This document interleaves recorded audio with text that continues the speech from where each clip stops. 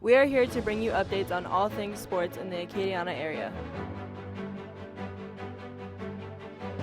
Sports has always been important in Acadiana, from the Friday night lights of high school football to the New Orleans Saints. From high school basketball to collegiate athletics covering UL. Here at Acadiana Sports Network, we cover it all. Updates, analysis, and more, Acadiana Sports Network is your destination for sports news.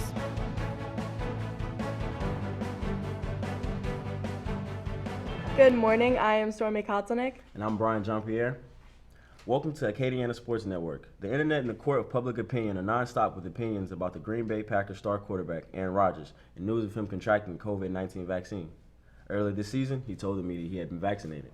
Rodgers is not the only professional athlete coming under fire because of his resistance to getting a COVID-19 vaccine. Kyrie Irving, who plays for the Brooklyn Nets, has yet to return to the court this season due to the unwillingness to be vaccinated. All that and much more, thank you for joining us.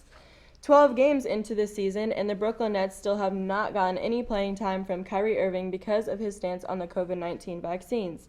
Along, Aaron Rodgers tries to be coy about getting the COVID-19 vaccine while faking a vaccination card and making it difficult for NFL coaches and owners. Where is your stance on all of this? I think it's worse for Kyrie Irving it's worse for Aaron Rodgers because at least Kyrie Irving was honest and he told people that he didn't want to get the vaccine. Aaron Rodgers lied in his preseason conference and had his team and the organization believe that he was vaccinated. And then come Saturday, he tests positive for COVID and now he has to sit out a game. And that hurts them because they're a team that are trying to make it to the Super Bowl. Whereas the Nets, they have other players like Kevin Durant and James Harden that could help them make it to the championship. If Aaron Rodgers isn't there, the Packers aren't going anywhere. Right, and I feel like Kyrie was more willing to take the consequences. He knew what was ahead of him, and he was ready full on to go, whereas Aaron Rodgers lies about getting vaccine, trying to avoid the consequences that would have put him into a place, whereas Kyrie, again, wholeheartedly took on these consequences. What do you think that the 76ers are going to do from here? Well, I think being that Kyrie Irving he can only play 41 games, and that can only be his away games, unless he makes it to the All-Star break and he can play that game. I think they'll either try to trade him or just fine him for the games that he misses.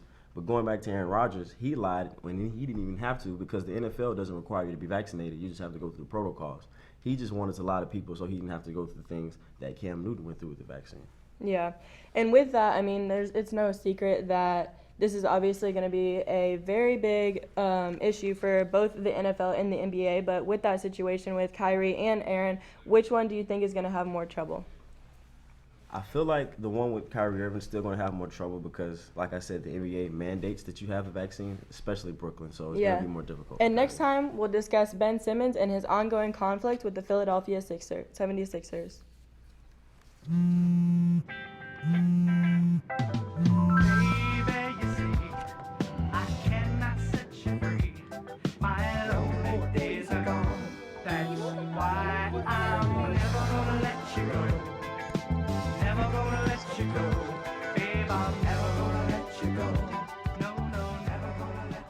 Here you go.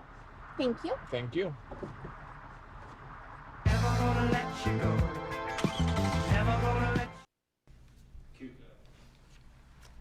Philadelphia 76ers star forward Ben Simmons has been told that he is not yet ready to play after being offered help from the team because he was not engaged in practice and lack of both participation and engagement for not participating in a defensive drill. What is your stance on all of this? I feel like the 76ers have to trade Ben Simmons because this all started in the last year's playoffs when he didn't take the layup, and all his teammates and his coaches said that they don't think they can win a championship with Ben Simmons. You can't mend a relationship like that when your star player doesn't feel like he's won it. So I feel like they have to trade him because even his teammates like Joel Embiid said that he didn't care about him and he didn't care what he did anymore. So you can't have a player like that on your team. Mm-hmm. And the 76ers actually suspend him for their season opener for conduct detrimental to the team.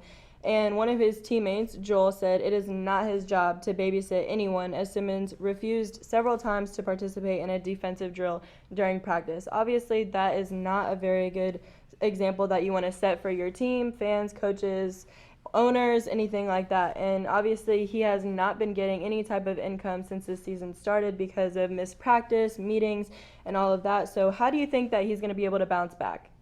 Well, for him to bounce back, I feel like he has to get traded to another team because the 76ers won't just want to pay him if he's not playing. He still has 4 years and $147 million left on his contract. So that's a big hit for the team. I believe that they're going to try to get assets from another team like the Boston Celtics to trade for Jaylen Brown or trade for Kyrie Irving, who can actually play in Philadelphia because of their vaccine mandate. So I feel like his new start has to start with another organization. 100%. And if that was the case, how do you think that the 76ers would be after they trade him? I feel like they would get better because if they had Kyrie Irving or Jaylen Brown, they're both scorers. They can average 20 points a game. And your star, Joel Embiid, is still going to be there. All he needs is a little bit of offensive help, which Simmons wasn't giving him. So if they trade him, they might lose out on potential, but they'll be better going into the playoffs. And let's talk about these rumors that we've been hearing about Kyrie Irving. Just briefly, what have you heard? They started the season off talking about trading for Kyrie for Ben Simmons flat out because Kyrie would be able to play and Ben Simmons would be in somewhere he was happy. So I feel like it could work out. And coming up, we'll discuss differences in support and equality between male and female professional athletic organizations. Yo, Scott. Hey. I'm heading out, man. You want to ride? No, I got my car, but I actually really need to go to the bathroom. Oh, you know what? I was just in there. The line is like 10 people long. You know, I think I'll just...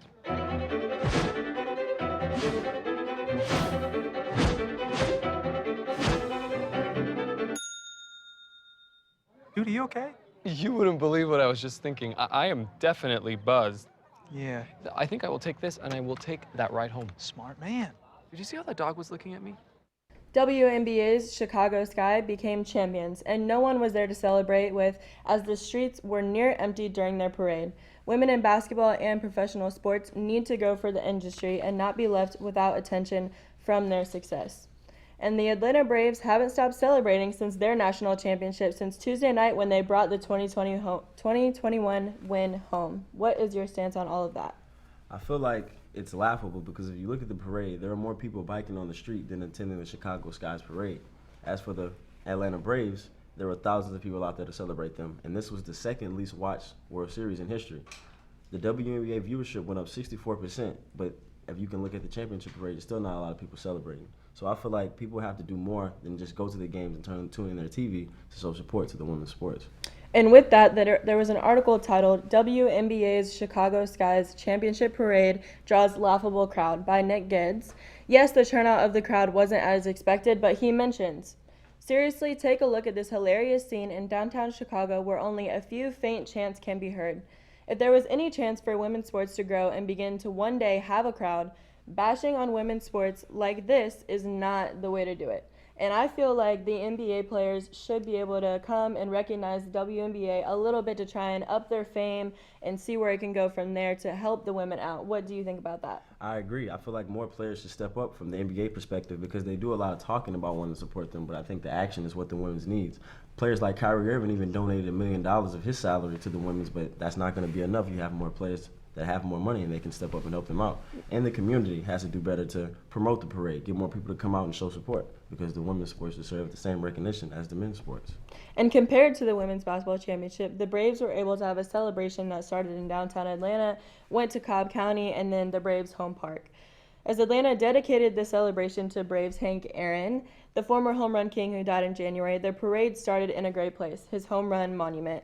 But I feel like the WNBA should take notes from this journey that the Atlanta Braves had done for their parade to try and maybe up their stance on their parade. What do you think that they should do about that? I also think they should take notes and see what the Braves did, like advertise their parade, put it in a place of the city where more people will be able to show, instead of just saying, oh, hey, here's the Chicago Sky's parade, come. Because you already know that people aren't supporting the sports as much, so you have to put it in their face. And men's sports make anywhere from nearly 15 to 100% more than female. So if we want to get anywhere, this is definitely going to be a stance that we have to make fast and quick, and definitely not bash on women's sports like the article had said or anything in that realm.